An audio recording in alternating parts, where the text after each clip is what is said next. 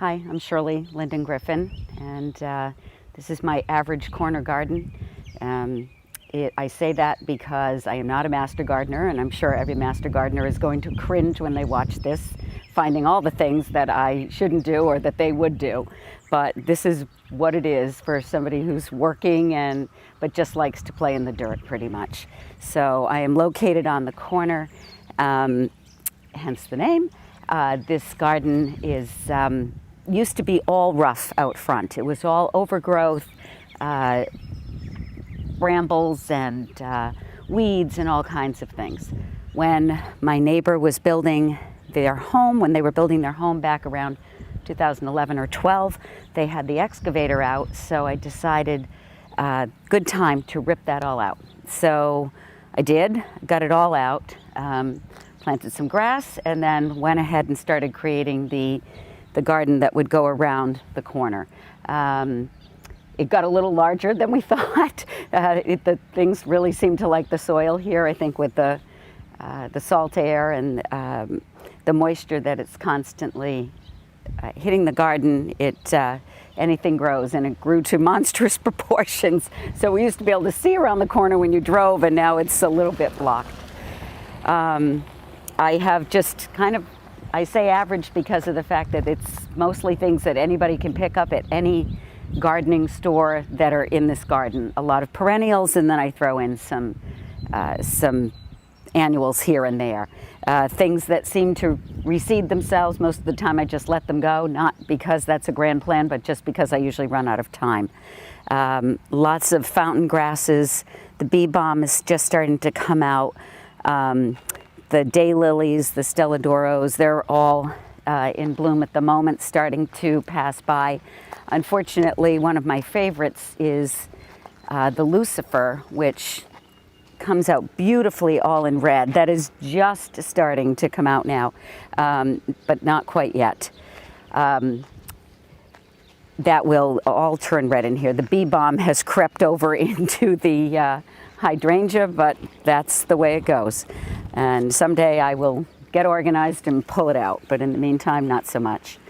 The other thing that came with the house, actually, when it was, this is my 14th summer in here, is a blackberry patch over there, all thornless blackberries.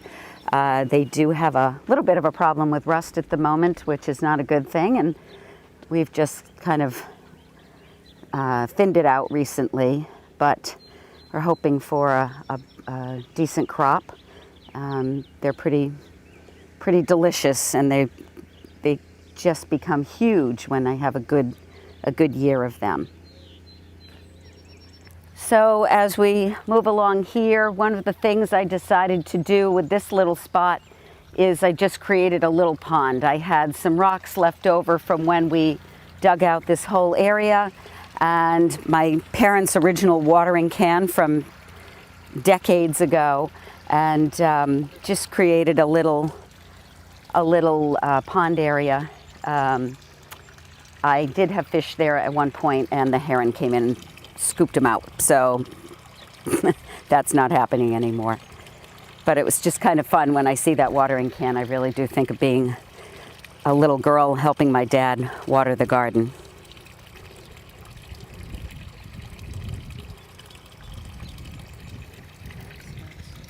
Thanks. As we move along here, again, more of the same along the walk around the outside, I think, first. My late mother-in-law used to call these ditch lilies, and she hated them. She said, they're just ditch lilies, just rip them out.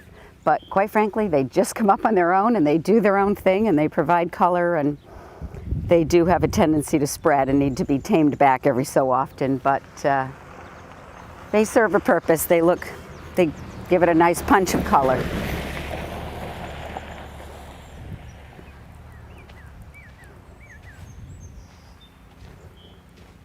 You can tell it's been somewhat, even though we've had a lot of rain, just this last week where it's been hot has already started to make things dry up a little bit quicker. It's amazing how fast that happens. Morning. And this is a perfect example of something that's reseeding itself. I should pinch these off. This is garlic, and it originally was in the vegetable garden, and now it's just growing all over the place. But if I pinch those off, I'll get a little better growth underneath. Just haven't gotten around to that yet.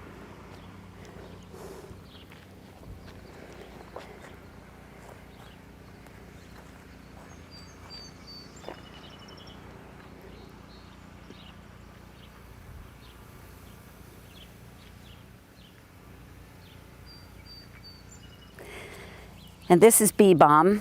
It loves it here. It spreads like crazy. As you can see, it's growing up in the middle of the hydrangea. These hydrangeas, unfortunately, all my other ones have been quite good. These two are lace caps and have decided they are just going to grow leaves. They haven't bloomed in years. However, they're being taken over now by the bee balm. However, I am a huge proponent of growing things that the bees are attracted to, and they sure do love this.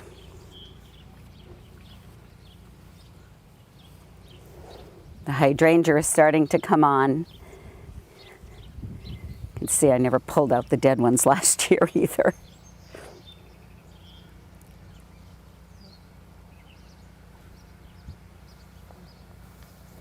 And the salvia has the nice purple color that's mixed in there. Another plant that has a tendency to spread out, doing its own thing.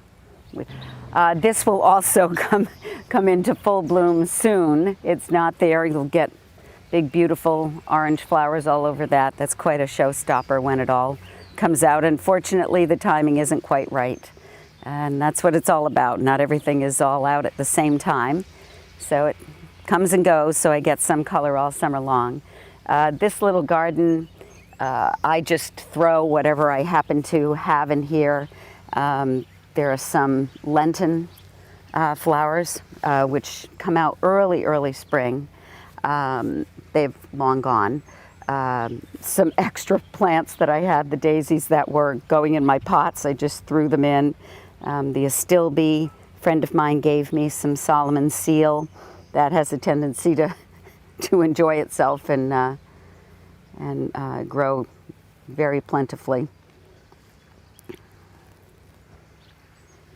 But it's a nice little place tucked away here with a little more shade in that area.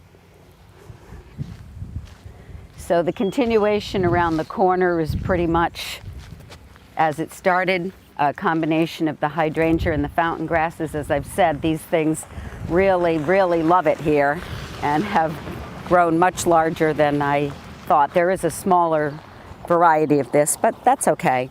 Some people cut these back in the fall. I have a tendency to leave them all winter long right to the spring because I love the way they turn brown and tan in the winter, and the snow on them is just gorgeous. So I really do get almost a full year of interest from those. And then over here, there's a little bit of an open area. So again, it's just sort of where I throw some of the leftover plants or things that'll give it a little different pop of color. There's some Gara. There's more lilies.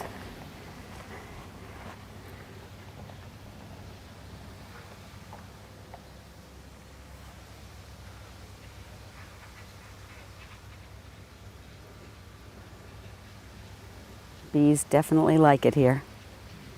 The one thing that I'm really enjoying growing here is the blueberries. They've come on beautifully, and I think I will expand that over towards the blackberry area to grow more. They are loaded with tinfoil right now because I have found that's been a successful way of keeping the birds from getting in there and plucking them the minute they go ripe and ready to eat. Sometimes I hang CDs on there. Anything reflective they don't like. So, but this has worked for me, and it's cheap. It's a cheap fix. My neighbor recently gave me some plants I just threw in there. I transplanted some of the dinner plate hibiscus and I missed some. Clearly they're growing back up in the blueberries.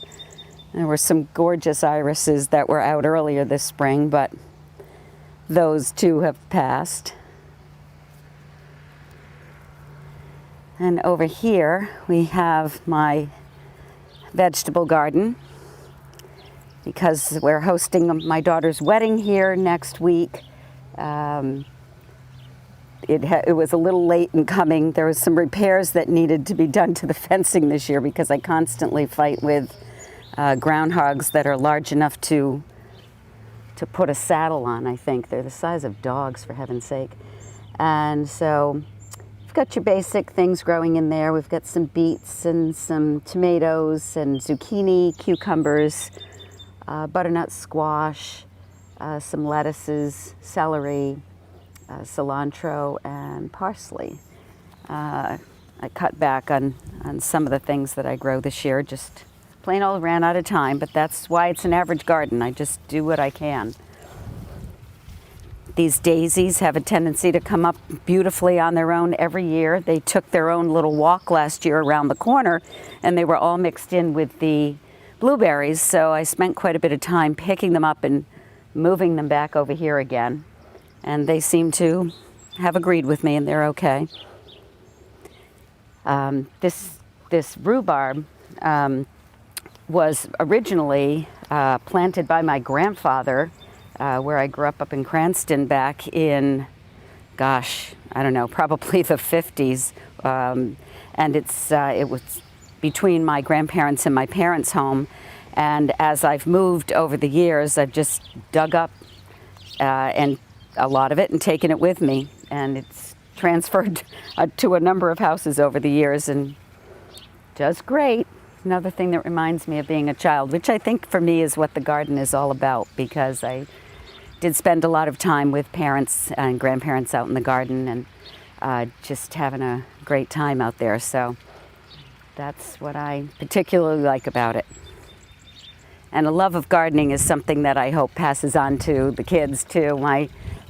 They've all had their share of it, and I'm sure aren't always happy that I have them out here giving me a hand, but that's the way it goes. My daughter and her fiance are in the market for a small farm somewhere across the country. So between that and the fact that my late mother-in-law had a farm, and she was an unbelievably terrific gardener, I think that'll keep passing down through the generations, I hope.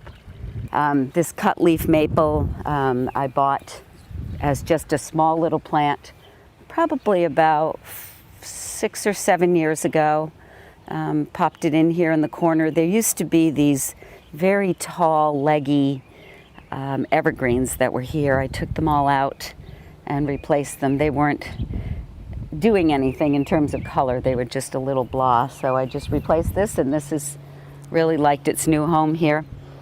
The holly bush is a little out of control now. I apologize. They have not been trimmed back. They are in the middle of growing into one large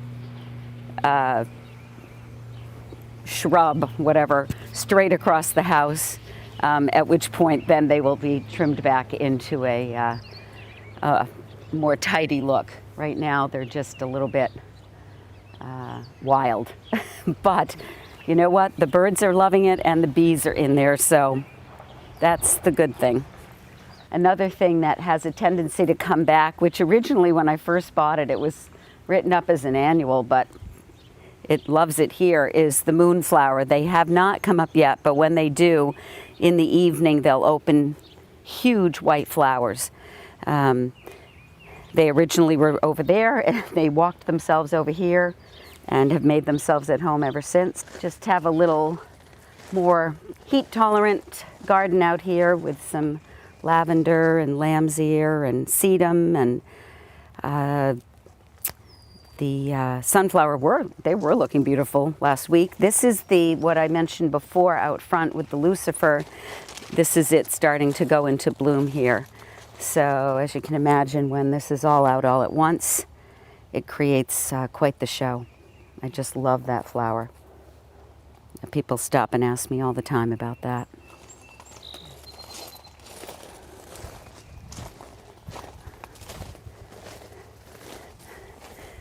This big guy has a tendency to also love to grow quite healthily. He needs a little bit of a haircut and usually has to be tied back so we can pull our cars into the driveway. My begonia is loving his spot this year. Some spiderwort has decided to grow up amongst these hydrangea. And this is just a little area back here that the groundhog and I are having a bit of a discussion about who gets to be back here and who doesn't. And I don't want him to win, but right now he is making quite a meal of the hostas. So that goes an ongoing battle with him. But this hydrangea has really gone through the roof this year.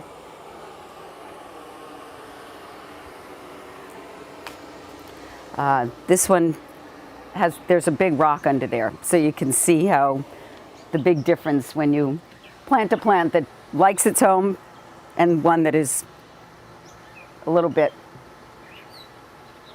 upset with it. But it still does great, so it's fine. Anyway, thank you for coming. Again, it's a lot of garden, but it is pretty average. Anybody can accomplish this. Most of these are just, as I said, plants you can buy at any number of stores, which was the whole point. And yes, I do have to spend a fair bit of time weeding it, but that's okay. It gives me a chance to play in the dirt. I thank very much the Cross Mills Library for inviting me to be a part of this tour. They are a wonderful, wonderful library and a great organization run by a terrific team of people. And I hope you patronize them because it really is a special place. So thank you very much.